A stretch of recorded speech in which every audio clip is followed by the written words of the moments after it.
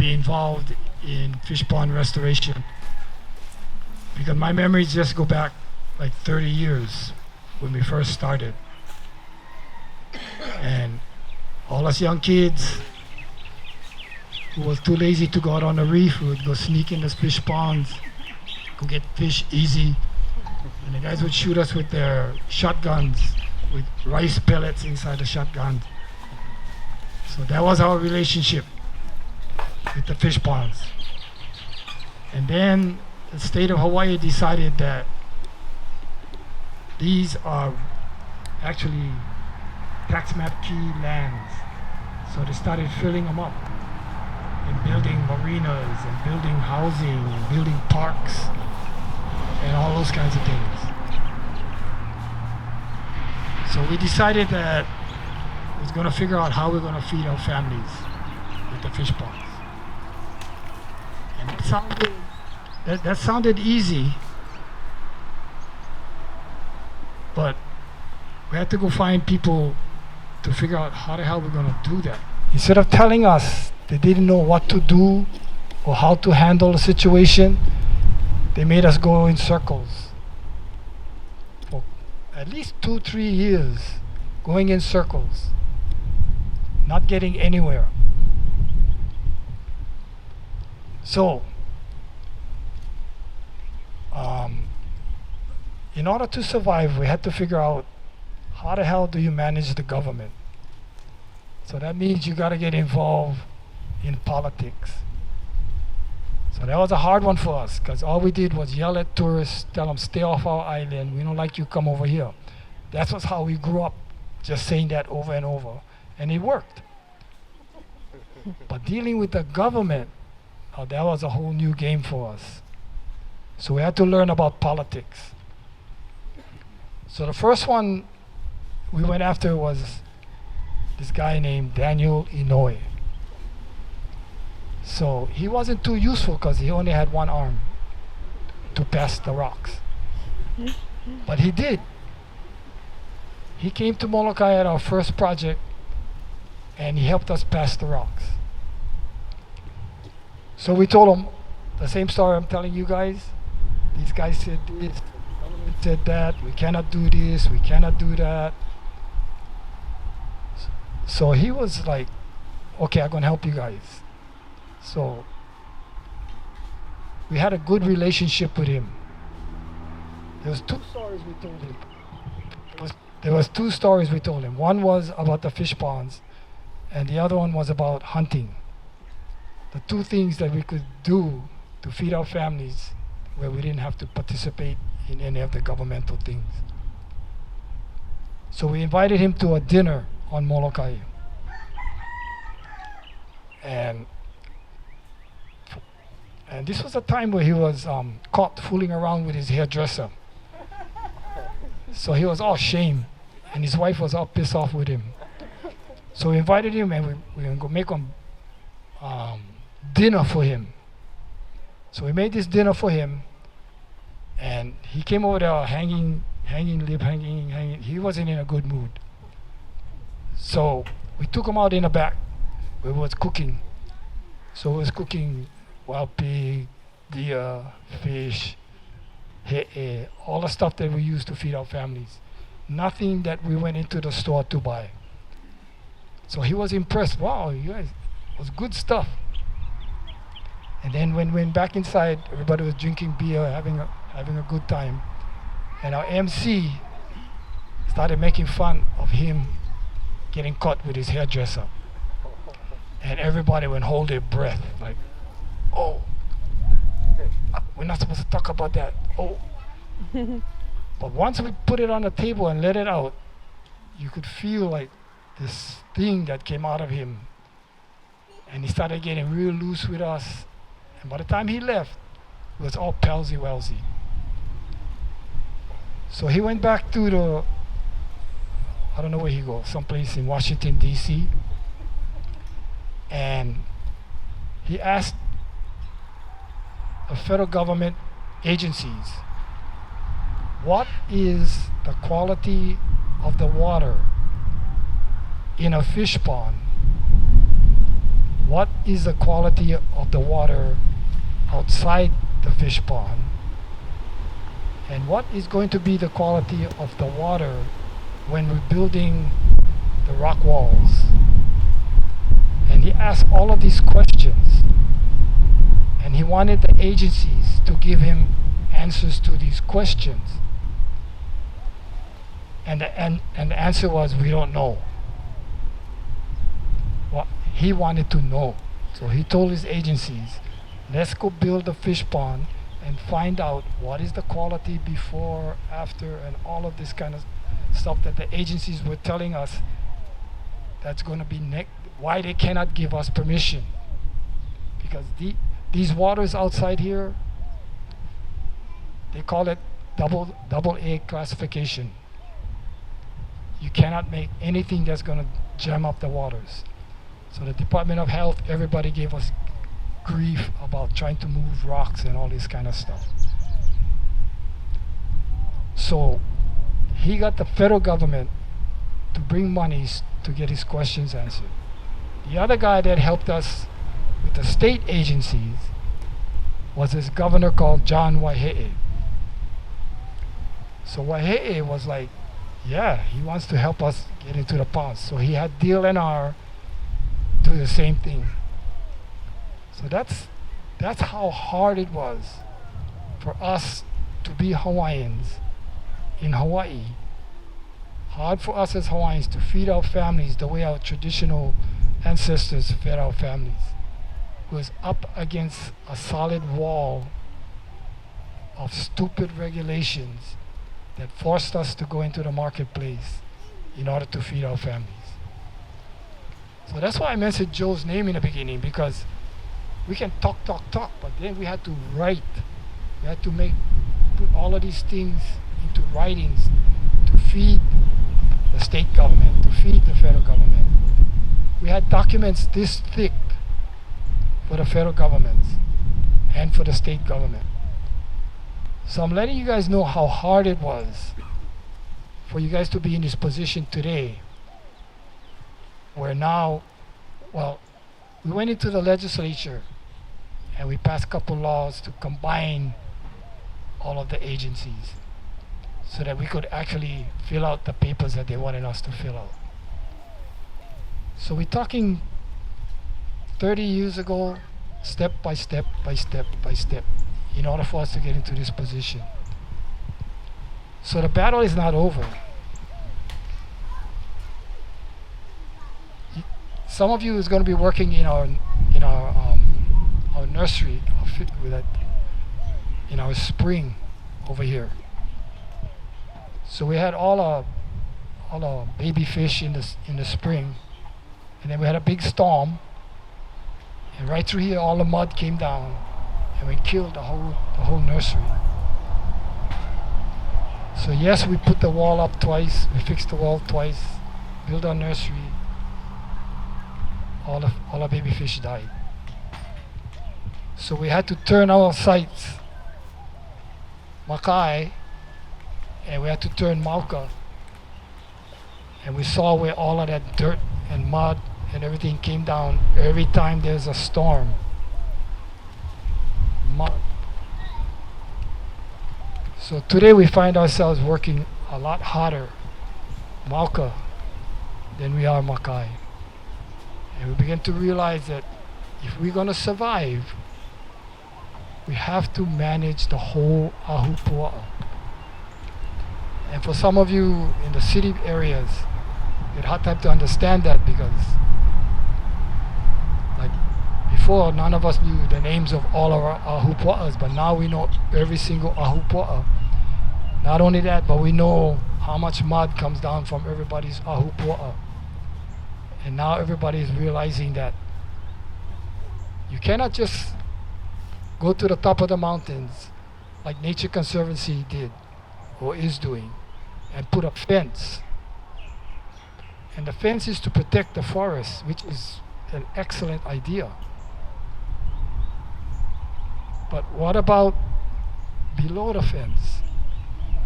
And that's where we have a lot of work to do. Because if we don't protect from the top all the way down. The guys who are working down, it's going to be really, really difficult. So right now, what we are preaching is ahupua'a restoration. And that is the key for us as Hawaiians in order for us to survive. We have to protect and use the same land managements that our ancestors did. Ahupua'a. You don't have to go into the next guy ahupua'a to survive. You just take care of yours. And you manage from the top of the mountain in order to protect everything below. So basically that is what we have learned here and what is happening here. So I guess the bottom line of my message to all of you is we have to get involved in the government that has changed our whole lifestyle and have changed the values that we have that's going to allow us to feed our families. And the only way to do that is to organize ourselves like you guys have been organized. I blow my mind to see who is responsible for all you guys being over here. Where's that big guy? Where he stay? I mean, whoever organized you guys. You're responsible. We talked about this 30 years ago. What is happening today? I mean, it's like, wow. I mean, I'm blowing my mind about everything we talked about a long time ago is actually happening. And it's critical. I mean, the critical part is now to get you guys to realize that the government is something that's going to be a problem for us to get what we want. And unless we go and participate and eliminate that problem, it's going to be really, really hard. They're going to make you go in circles. And they're going to make you mad. So that those of us that went through all of that, I applaud what you guys are doing, because 5 of us not going to be able to do it. But a group like this is going to be able to do it. And all of us is going to have different problems with our fish ponds. Everybody's different. But together we can solve it. In today's world, if you don't have a gang, it's going to be really, really hard. So my message today is, yes, we're going to do the fish ponds. But keep your minds broad enough to realize that it's going to take the whole ahupua'a and the management of the whole ahupua'a in order for us to survive. So basically that's what I wanted to say. I wanted to let you guys know that some of the politicians, we talk stink about them and everything, but if you can manage them, that's going to be a key, Politics is pilau, so don't get too caught into it, but try to manage it. And the only way you manage it is that 1 and 1 equals 2, and 2 beats the guy whose votes he only gets 1 vote. Something like that. It's simple. It's not mathematically. It's very simple. Us guys over here trying to do the ahupua'a. Maybe if all of us would try to do the ahupua'a, it can be done. I don't know who that guy, Kaiser, and all his fish ponds he took all the fish ponds. I don't know where that area on Oahu, all the houses, the rich guys. Moanalua. So that's a really good example of where the fish ponds was going. It was going to people who wanted to make a lot of money, and it was all the fish ponds. There was a thick book, names of all the ponds, and then by each name, how valuable that pond was. And it was all about dollar signs because the ponds was private property. Every place else you cannot go below the high water mark. It belongs to the public, except for fish ponds. So of course the guys with money in the eyes and in the brain wanted to make developments, and they did. So when we came on the scene, I had a job at the Department of Business and Economic Development, and I saw a book this thick with the names of all the fish ponds, and it was rated 1A, 1B, 1C, and then it said what was good about that fish pond. And not one thing was said about the fish pond being good for fishing. So that was where all these ponds was going. So we got involved and we tried to turn that around. So today we have this booklet. I don't know if you guys ever saw the booklet. I keep forgetting about it, but we got the head of the Department of Land and Natural Resources to form a task force, and it was a fish pond task force. And in that task force, we had meetings on Molokai. So in that task force, the Department of Land and Natural Resources has all the things that you cannot do on a fish pond, and all the things that you can do on a fish pond. And it took a lot of work, and there was only a handful of us, so the thing got filed. But now that I see get more than a handful of us, we should use that document in order to move forward to where we want to go, because it's an official document at the Department of Land and Natural Resources. And of course, the best thing to do with that document is to fix it so it fits today. So that's one thing that I wanted to put out there, that if you guys ever gonna get together, try to get together to advance those kind of documents that protect and provides a future for our fish ponds. The other thing I wanted to talk to you guys about is that what I saw is that for some reason the government got smart enough to say to the tourists, we're going to put on tax on you guys. Before we used to say that, no way. So that passed. Does anybody know how much money is in that tax on the tourists? Anybody know the amount?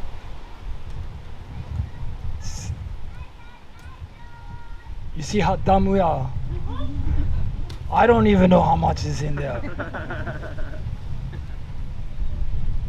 So who gets to spend the money and for what?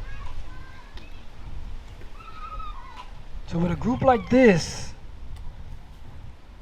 we should be able to get a percentage of that monies for traditional uses such as fish ponds.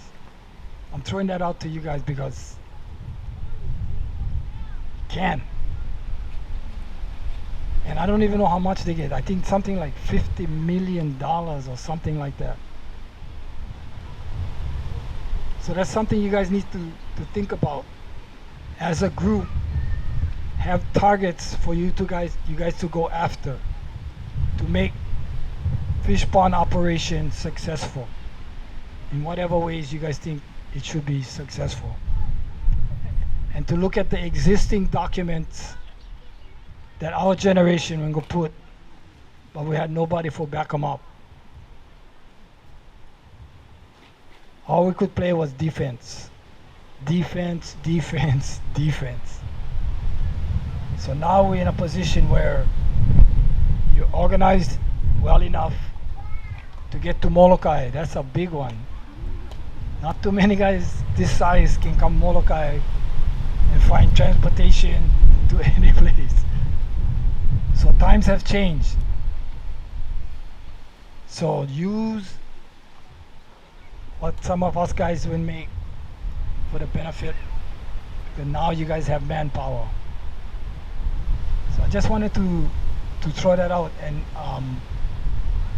if there are other kinds of things that we should be talking about that's inside you guys' heads that will be beneficial for the whole group. Anybody got any ideas? Or just throw out what possibilities we can all go after in order for us to become successful as fish ponds operators. So the main thing I'm throwing out there is the word politics, right? I mean, I'm talking your tax monies, other tax monies being used for all kinds of stuff that should be used for us to make sure our fish pond operations are successful.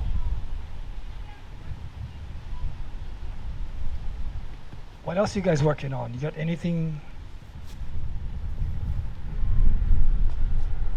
I think one thing we've seen over the years is that more of your groups are actually acquiring INA, and that's been important. So having power over the fish pond? Or even just increasing access to places. See, on Molokai, we have 50 plus fish ponds. I know at least 7 of them belongs to the Department of Land and Natural Resources. How they got to own those ponds, I never know. But they actually own those ponds. And we couldn't get a lease to those ponds because they didn't know how to make a lease to those ponds. They still don't. So the ownership of these ponds,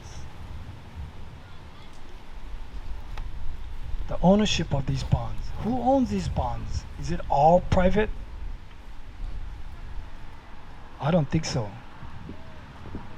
So the latest rumors I heard was that the Department of Hawaiian Homelands is going to try and get all of the state ponds turned over to them, to the department.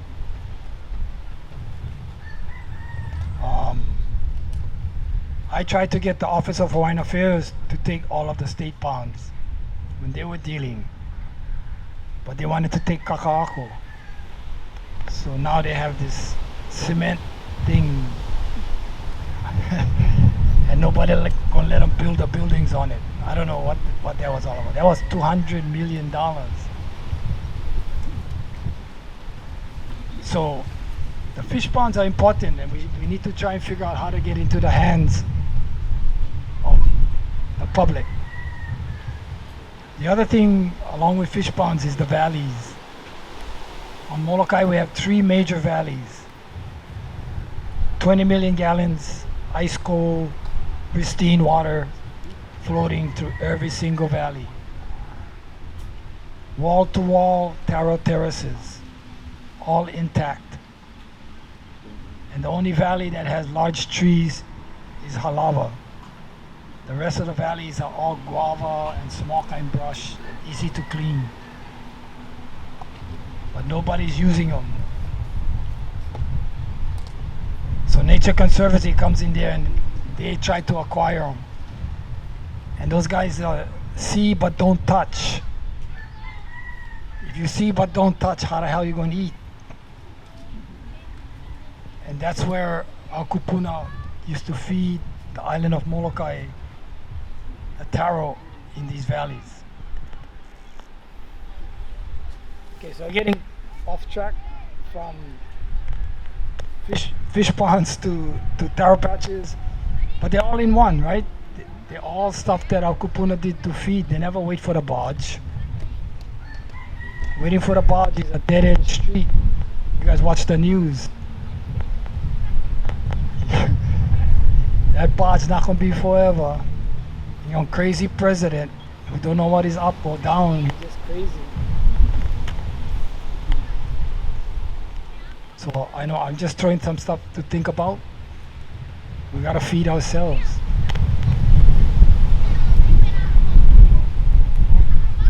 Where is the OHA? Where is that? Well, OHA didn't want to take the fish ponds. OHA didn't want to take the valleys. But they got one valley, but they turned it into a tourist trap. Oh.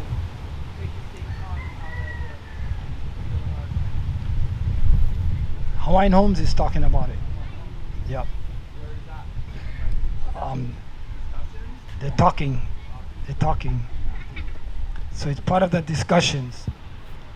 So I'm trying to make it part of our discussions.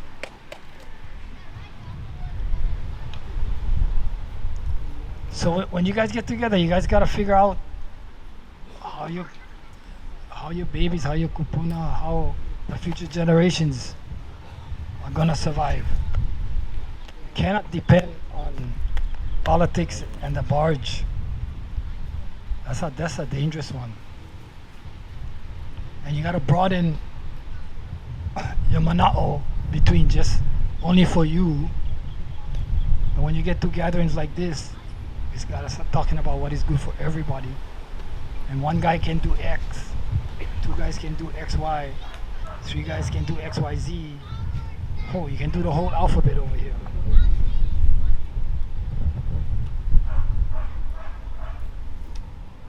My mind is at a blank right now, so.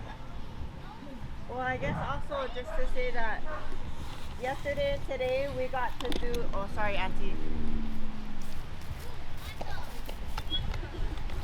I guess just to say that yesterday and today we got to visit places and do the work in the lokoi'a, but what Uncle always reminds us is that it's also about building this hui and what we do together.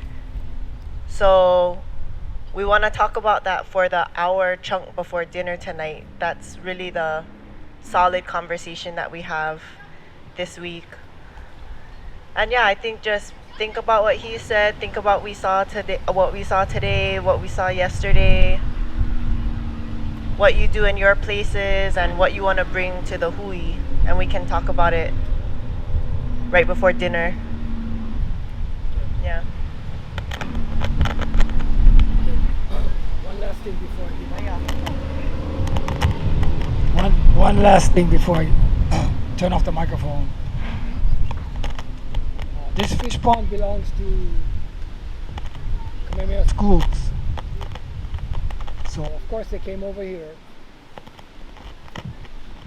Of course Kamehameha School came over here and told us, how you guys gonna pay for the lease? And that was like quiet. And it was right here, and all the table was full of food. And all the food we had came from the mountain or from the pond. We didn't buy anything. So we told them the first thing we'll do is feed our families. So we said, oh yeah, that's really good. But then after that, what? So the paper they gave me, they wanted to know how much fish per square foot and how much that fish gonna cost. So how much money you gonna make per square foot. And they wanted me to do a business plan for my pond so that I can justify using the pond.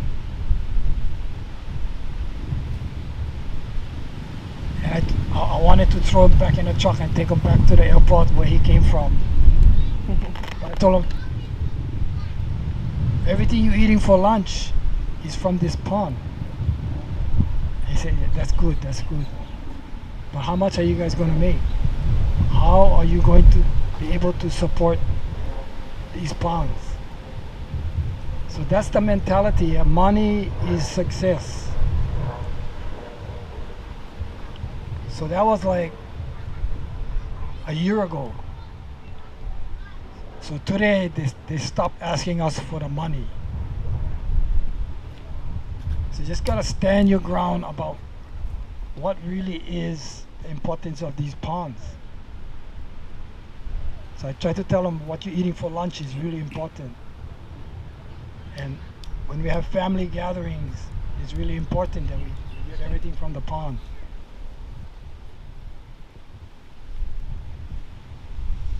And that's because we really don't understand how this pond operates.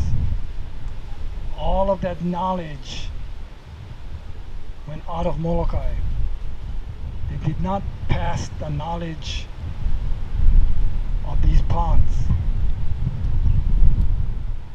Stories, yeah, stories. Like we come to work over here every day, but the pond doesn't come to life until night. And so far, nobody like work nighttime.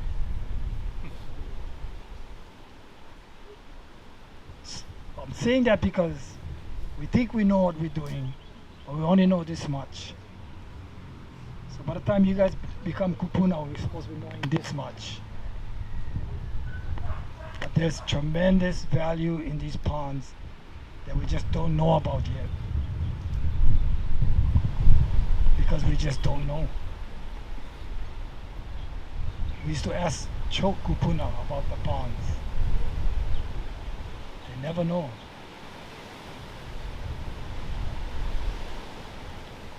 So there's a lot of Kamaha. I'm trying to place on you guys. Kuliana, I'm trying to place on you guys as young people. And hopefully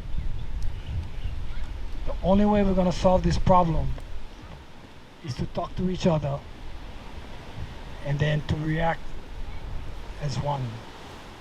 Individually going to get what you like can only get you this much. If we all come together, we can make things better for everybody. So whoever put all of this together, I want to say mahalo nui loa for bringing everybody together. And it's not for free. You guys gonna have to work and come up with some future plans to benefit the future generations when it comes to our fish ponds. Okay, mahalo nui. Aloha.